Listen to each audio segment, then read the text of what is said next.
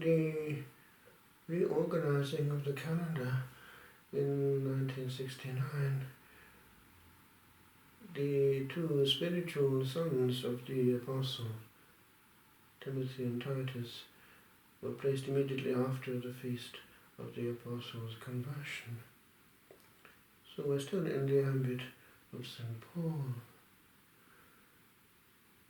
This memorial is somewhat quaint, for one sees in the heart of the apostle a genuine carrying of souls.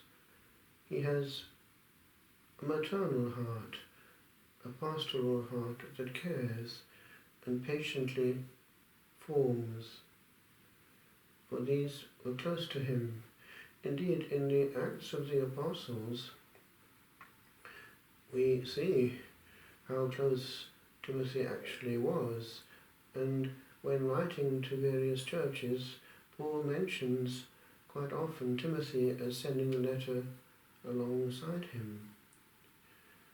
So they knew each other very well.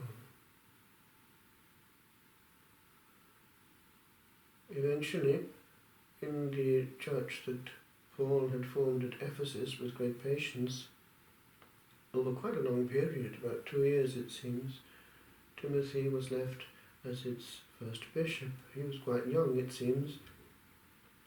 And then the nascent church on the island of Crete was entrusted to the pastoral supervision of its first bishop, Titus. Whereas Ephesus has become now part of the Muslim culture, Crete is still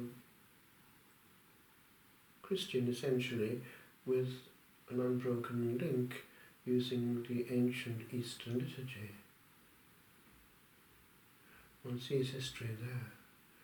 And of course, Paul was writing in the language of the culture of the time, Greek. And in our worship we have still elements of that antiquity which haven't been abandoned, Kyrie eleison and so on.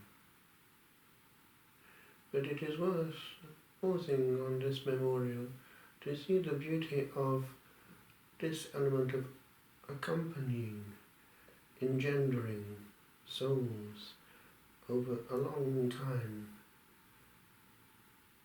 Indeed, one can look back and see how some people in early life have been an influence over us.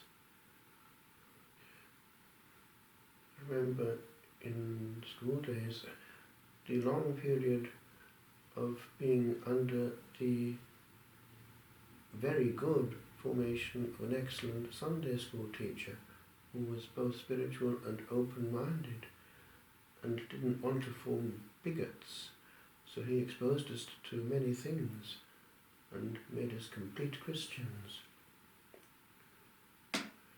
These things matter, for a child will listen, and the first message is the one that remains for life quite often.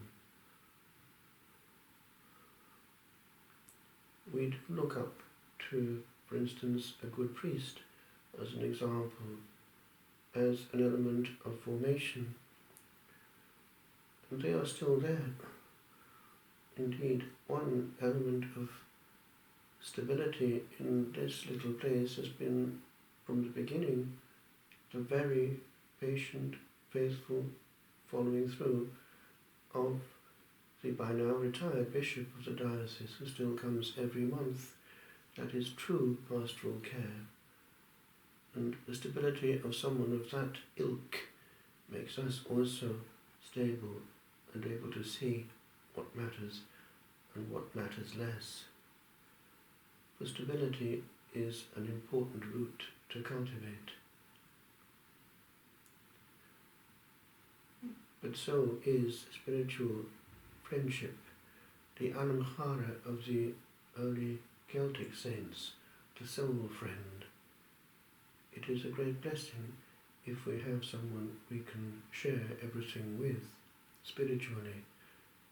It is a safeguard against illusion, for we can be told also a few home truths. St. Norbert was close to his follower and helper, St. Evermode, and it says in his life that Norbert rested his soul on that of Evermode. It is a great blessing to have a soul that one can rest upon in the Lord. Alas, so many communities do not have that. One can have a juxtaposition of souls without communion. It can happen. So we look to the Apostle and to these early saints to take the example of fidelity to the end. Umi caritas et amor, umi caritas Deus ibi est, umi caritas et amor, umi caritas Deus ibi est, umi caritas et amor.